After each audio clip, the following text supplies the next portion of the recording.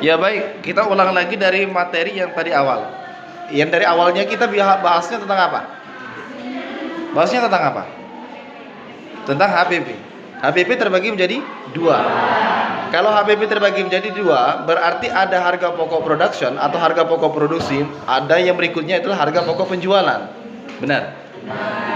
Kalau dia ada harga pokok produksi, berarti pembedanya antara harga pokok produksi dengan harga pokok penjualan ada terlihat pada overheadnya, overhead pabriknya, atau istilah namanya overhead itu berkelanjutan. Nggak usah kita singgung lagi yang sudah-sudah, ya. Langsung kita ke posisinya untuk yang dinamakan pembahasan tentang laba.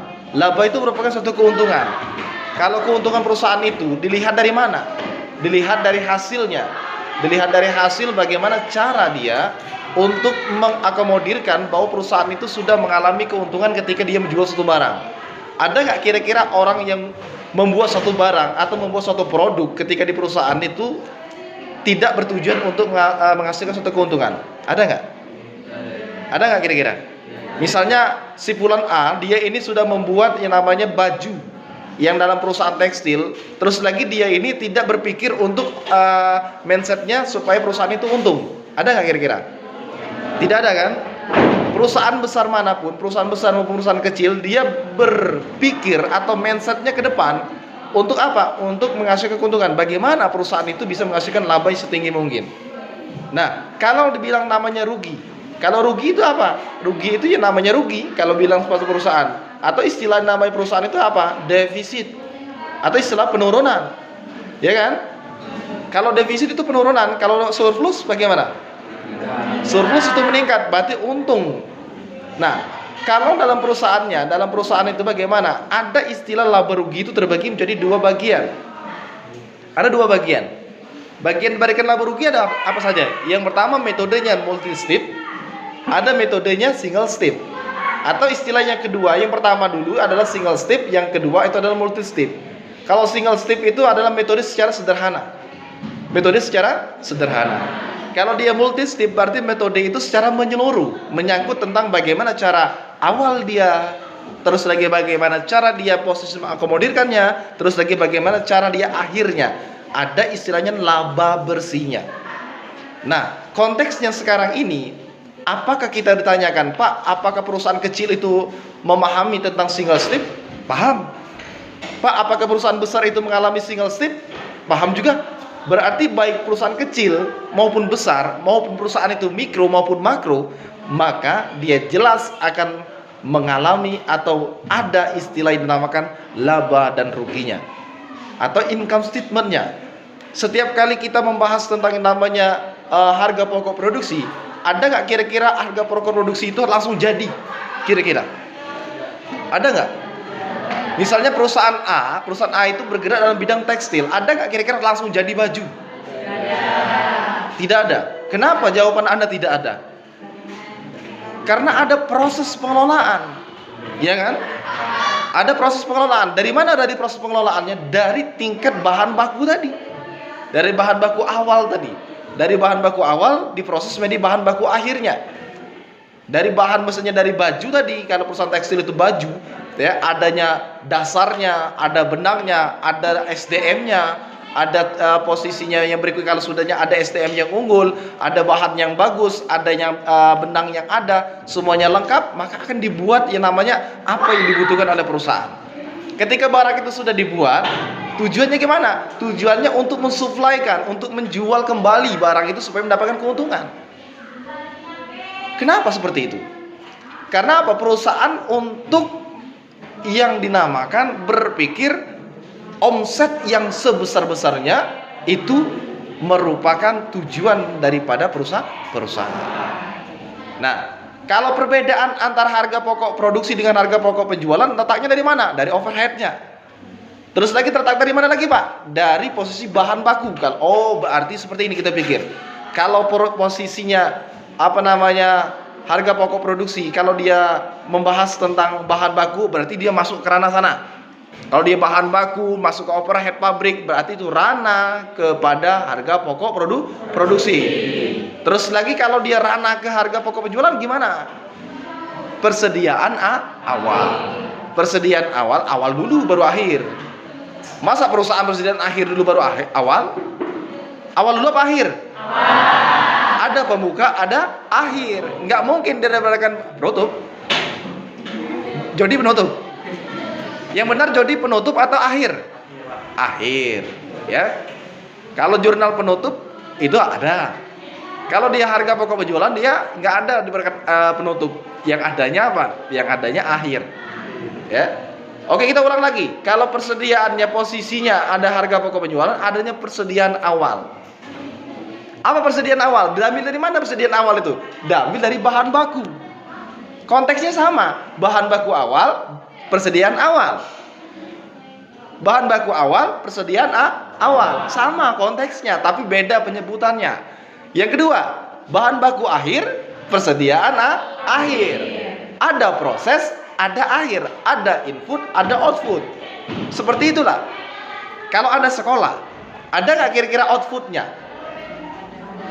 Ada nggak kira-kira outputnya? Ada. Apa outputnya? Nilai ketika Anda dapat. Terus lagi output ketika Anda kelas 12 bagaimana? Ijazah, itu outputnya. Akhirnya, inputnya bagaimana? Apa inputnya? Ilmu yang Anda dapat. Itu namanya proses. Dari sini, dari pembedaannya antara harga pokok produksi dengan harga pokok penjualan bisa dipahami? Bisa. Baik, saya atau Bapak bertanya kepada Aldi. Saudara Aldi, pembeda antara harga pokok produksi dengan harga pokok penjualan itu terletak dari mana?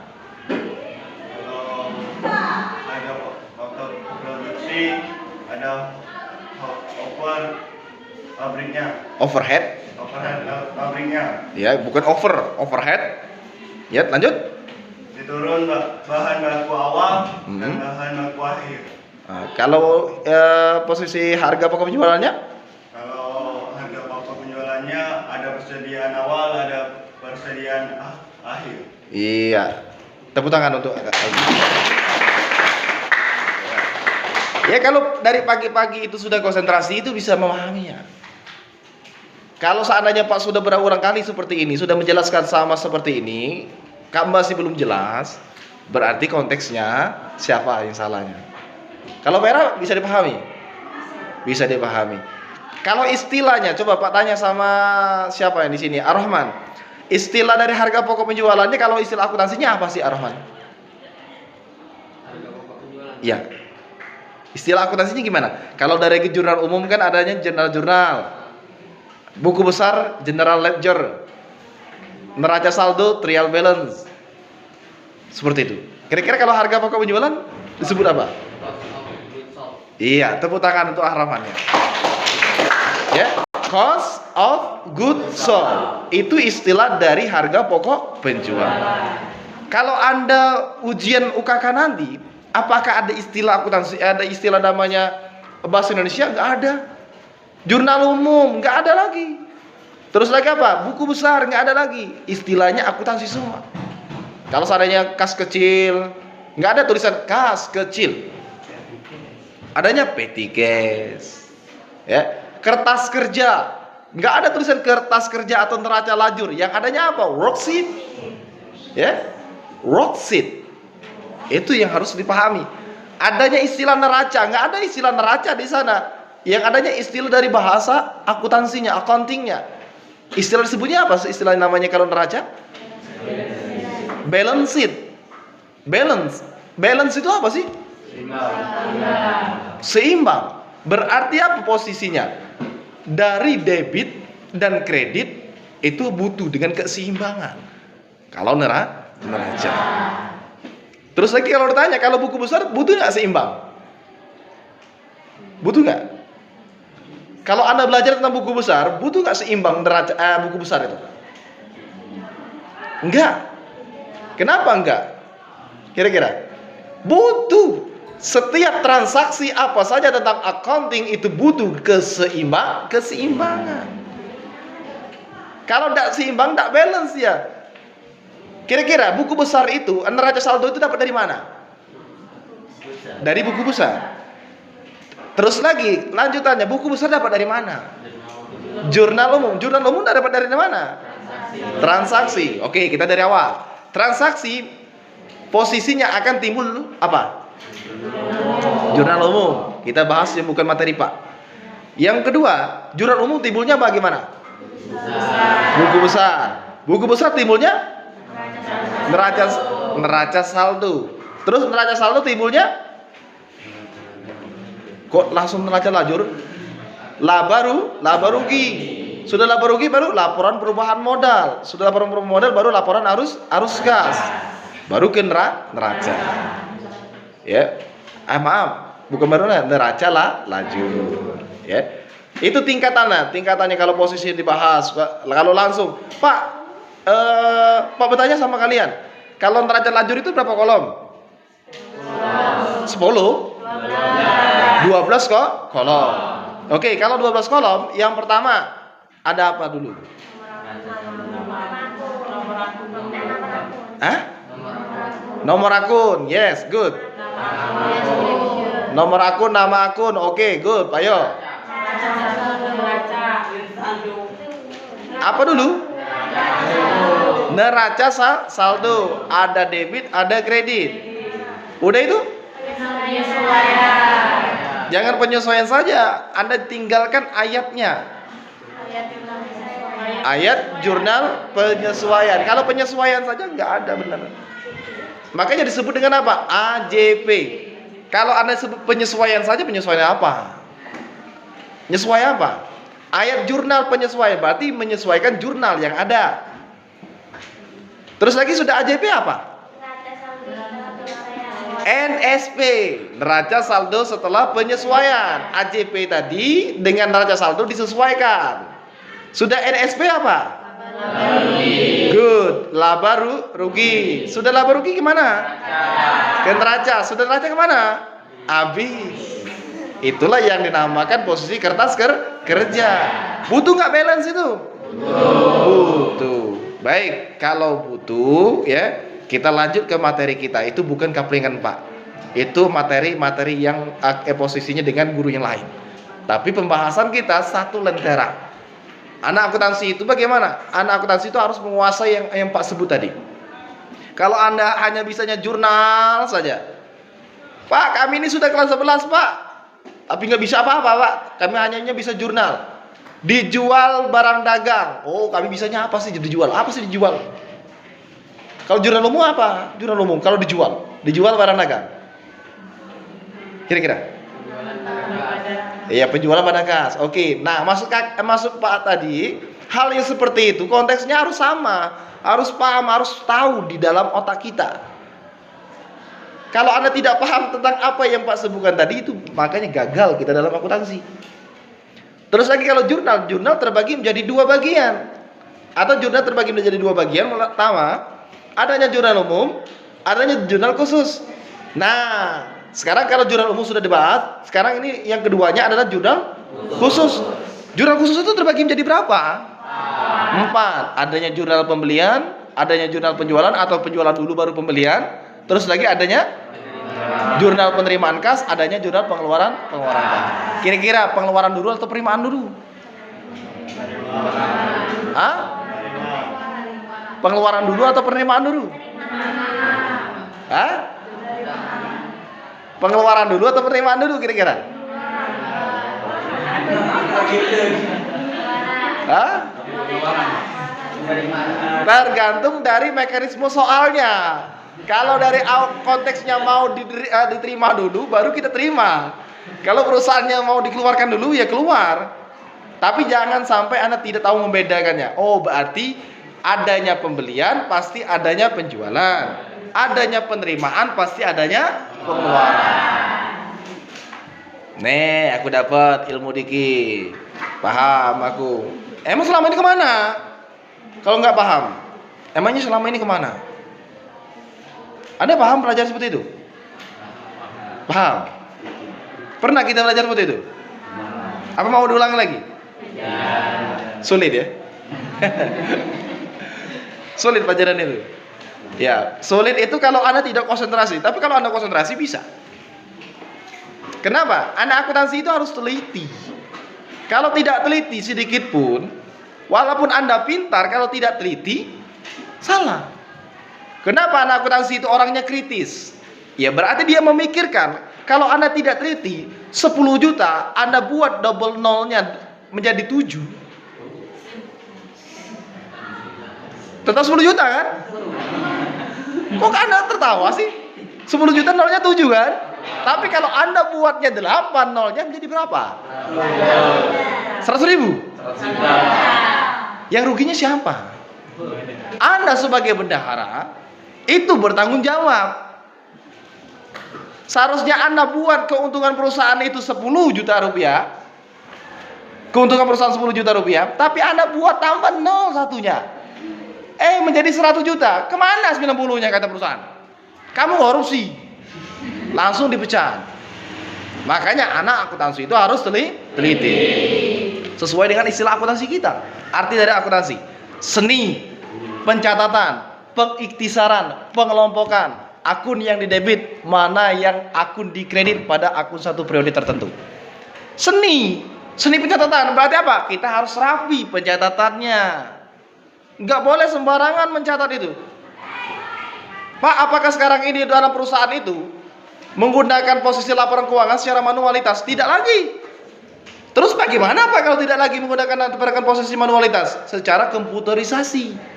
Makanya Pak tekankan sama kalian, Anda harus bisa komputer akuntansi. Setidak-tidaknya bisa apa? Excel. Setidak-tidaknya Anda bisa mengoperasikan posisi laptopnya atau komputernya. Pak, aku sekarang nggak bisa Pak, nggak ada dapatkan laptopnya, beli.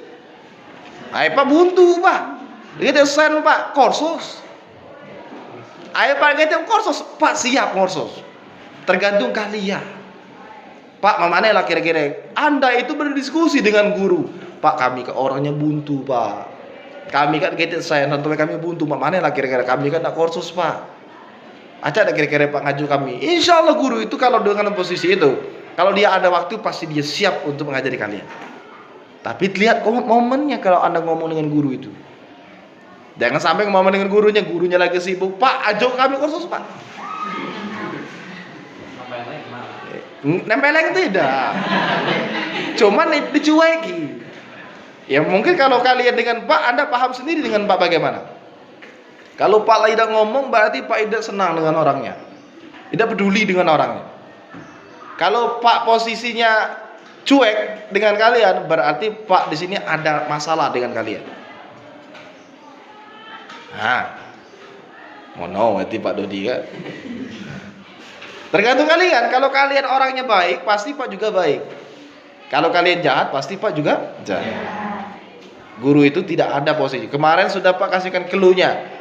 Bagaimana cara kita menghormati guru? Bagaimana cara kita meneladani gurunya? Ambil guru itu, ambil contoh yang baik. Bukan seluruh guru itu baik. Banyak guru yang jahat. Guru itu seperti ini, aku irucak guru we. Ambil yang baik saja. Ya, ambil yang baik. Kalau kita mencontoh itu, ambil yang baik. Yang buruknya tinggalkan. Contohnya guru itu disiplin, ambil contohnya disiplin. Contohnya guru itu dibarakan tegas, ambil secara tegas. Contohnya guru itu dibarakan bertanggung jawab, ambil secara bertanggung jawabnya. Bagaimana cara dia bertanggung jawab? Contohnya guru itu ulet, ambil contoh dengan uletnya. Guru itu rapi, ambil contoh dengan kerapiannya. Guru itu dibarakan posisinya apa? Cengengesan, jangan dicontoh.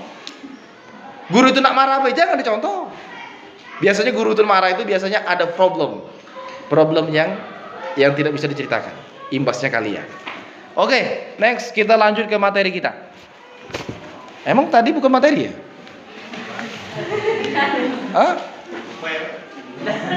Tadi bukan materi, cuman itu penjelasan.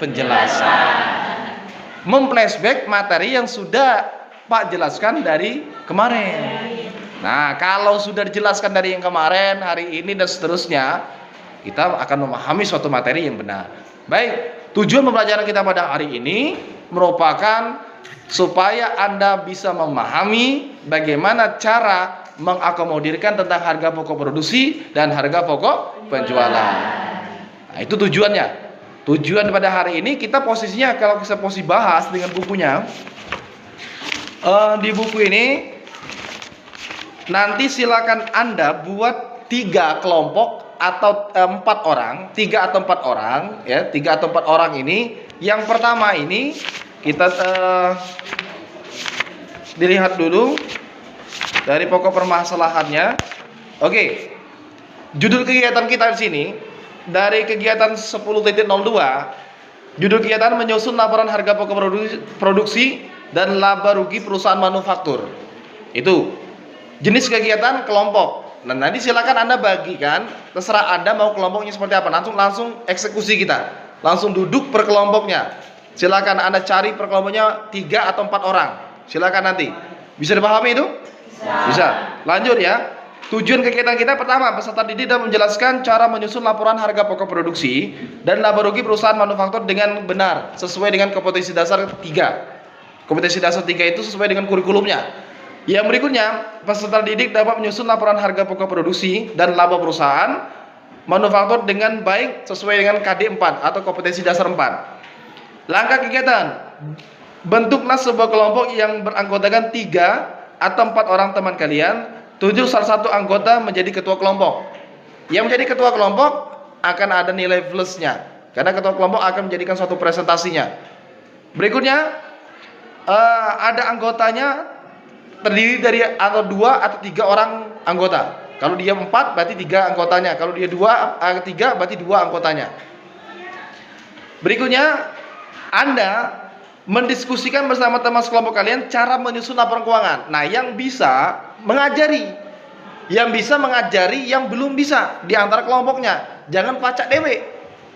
Itu guna kalau kita kelompok mengajarkan yang bagaimana posisinya yang belum bisa. Jangan sama-sama kelompok yang tidak bisa. Kalau sama-sama kelompok tidak bisa, sama mawon. Tepuk penano, akhirnya apa? Penano ngelek. Ya, kalau tepuknya buntu, bertemu dipasangkan dengan tepuk buntu, akhirnya apa? Tidak bisa lewat. Ya, kira-kira nak lacak liwat itu nak tepuk buntu apa nak tepuk yang ada lubang? Yang ada lubangnya. Kalau ada lubang pasti bisa lewat. Benar Ar-Rahman? Iya. Ya, kalian jangan berpikir yang traveling ya. Bapak menyebutkan itu kalau Anda tidak bisa, maksudnya itu kan carilah orang yang bisa. Kalau sama-sama tidak bisa, nanya apa? Dia yang kita gawe ke. Dia yang kita gawe ke. Dia tahu aku buyan. Makanya kita hidup itu harus apa? Orang bodoh, maaf kalau orang belum mampu dikolai orang-orang yang sudah bisa, atau orang baik, atau orang yang pintar. Orang pintar dikolai apa? Orang calak. Calak itu apa? Yang bisa mengakomodirkannya, tahu di situasinya. Oh, orang ini pintar, saya dekati. Orang calak dimakan apa? Tahun. Tahun itu apa? Tahun itu lebih ini ya tahun. Ya, tahun itu lebih dari iblis ya. Oke. Nah, kalau Anda sudah paham ya, nanti silakan Reza untuk dipoto, dikirim di grup posisinya. Setiap kelompok itu harus mencatat semuanya transaksinya. Setiap kelompok mencatat transaksinya. Jadi setiap orang misalnya 4 orang harus catat di bukunya, di buku kalian masing-masing, catat transaksinya. Terus lagi ada kertas double folio, 1 untuk kelompok. Paham nggak kira-kira? Paham. Pak ulangi lagi, cuman Pera yang paham, yang lain tidak paham. 32 orang ini hanya Pera yang bersuara. Paham? Paham. Nah, baru 2028. Paham? Paham. Bapak hanya dengarnya ham semua. Paham atau ham? Paham. Baik, kalau paham. Terima kasih.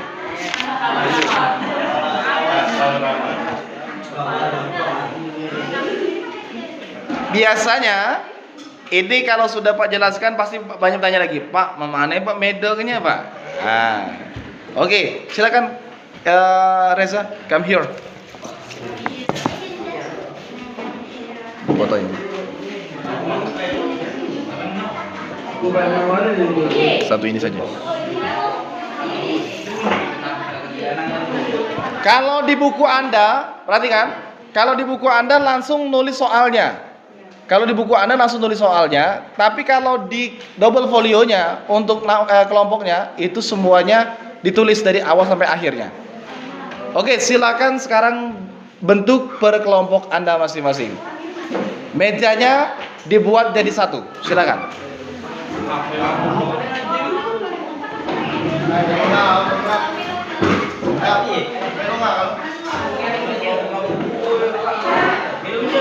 Ya, yang tidak menyatukan mejanya berarti bukan kelompok namanya.